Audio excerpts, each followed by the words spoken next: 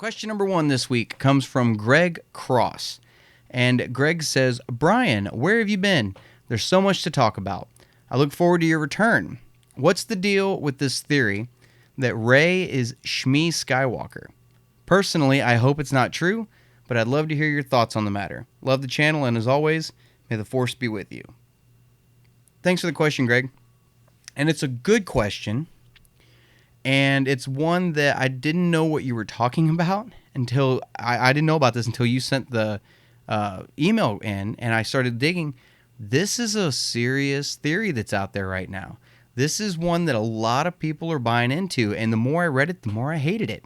The more I hope this doesn't happen. For those of you that don't know, which I don't know how many of you out there don't know about this at this point, I could be really late to the train on this one. This Rey is Shmi Skywalker theory goes as follows, and there's quite a bit to actually back it up if you really want to stretch. The theory is that the Emperor in The Rise of Skywalker is actually a younger version of the Emperor from like 10 or 15 years before The Phantom Menace.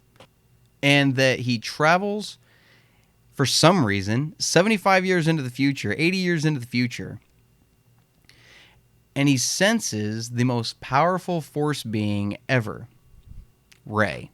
Okay, whatever. And he kidnaps her in The Rise of Skywalker, and he takes her back to the past. Now, I'm sure you're probably wondering, how is he time traveling through the world between worlds that we were introduced to in Rebels, season 4? That is the conduit, the MacGuffin to this theory, if you will. And that the Emperor takes Rey back to his time period before the Phantom Menace. She escapes, cuts herself off from the Force the same way Luke did so that the Emperor cannot find her, or so that Palpatine can't find her. She takes the name Shmi Skywalker. Why would you take Skywalker's name if you're trying to keep the, Palpatine from finding you? And has a son on Tatooine named, you guessed it, Anakin Skywalker. There's a little bit that kind of backs this up if you really want to stretch. Kevin Smith was on set of episode 9. He said that the final shot of the movie is going to melt your mind. I don't know about you, but it would melt my mind, not in a good way, for the final shot of episode 9 to be Rey, Shmi, standing on Tatooine watching the twin sunsets go down with a baby bump, knowing that that's Anakin. No, because that's what this would do to Star Wars, right? Episode 9 is supposed to be the end of the Skywalker saga. So episode 1 is going to be like a pseudo reboot sequel to episode 9. Like, you can watch 1, 2, 3, 4, 5, 6, 7, 8, 9. Go back and watch episode 1, 2, 3, 4, 5, 6, 7, 8, 9 again in this like infinite time loop. No, man, don't do something like that. Please, for the love of God, don't do something like that. Some of the other things that they are saying kind of backs this up is the title for the movie, The Rise of Skywalker. So at the end of the movie, it would be, the conception of Anakin Skywalker, the start of the Skywalker bloodline. I don't know, but there's this theory going around the way she's dressed, the fact that she picked another desert planet, Tatooine, the way Jakku was a desert planet.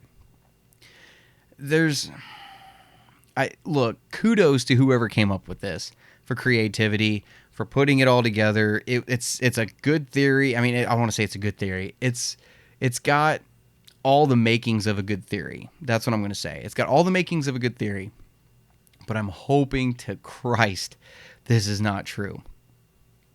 Because, I mean, it's just, why would you take Rey, right, who is this character that, like I said earlier, is a role model for little girls now in Star Wars, and she's this, I use the term badass loosely at this point, a badass Jedi, quote unquote. You can fight me on that all you want. I probably deserve it. She's a badass Jedi at this point, and then you're just going to kill her off on Tatooine by a bunch of Tusken Raiders?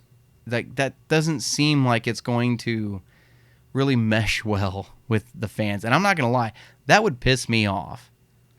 I would be completely pissed off with the way the sequel trilogy went. That would be the end of it for me for the sequel. I would be, thank God that's over. Let's move on and see what the future holds. That would piss me off. So that's the theory for those of you that don't know. I don't want this to happen. It's not going to happen. That's not going to be the way this ends. But it kind of makes a fellow wonder, don't it? Like it's like I said, all the makings of a good theory there. Guys, let me know what you think of this theory. I'm not a big fan of it, and hopefully a lot of you guys aren't either. But is there something to it? I mean, is it something that are you guys seeing maybe some more evidence that leans towards it that I'm not seeing? Are you seeing some stuff that might counteract it and keep it from happening? Let me know. I want to hear your guys' thoughts on this. Start the conversation down below. I want to hear your guys' thoughts. But thanks for the question, Greg. I do appreciate it. Great question.